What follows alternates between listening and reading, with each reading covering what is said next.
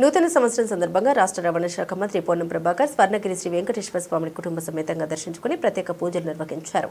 ఈ సందర్భంగా మాట్లాడారు. స్వర్ణగిరి శ్రీ వెంకటేశ్వర ఆలయంలో అద్భుతమైన నిర్మాణాలతో ప్రతి అడుగు ఆధ్యాత్మికతగా ప్రతీకగా నిలిచిందని అన్నారు.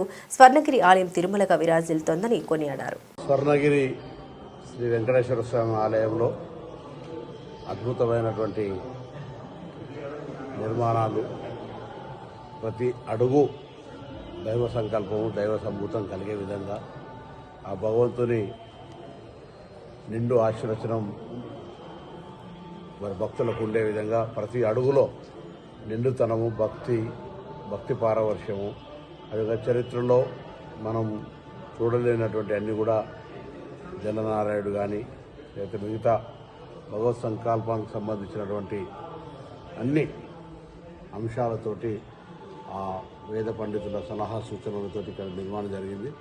వారికి ప్రత్యేకించి అభినందనలు తెలియజేస్తున్నాను.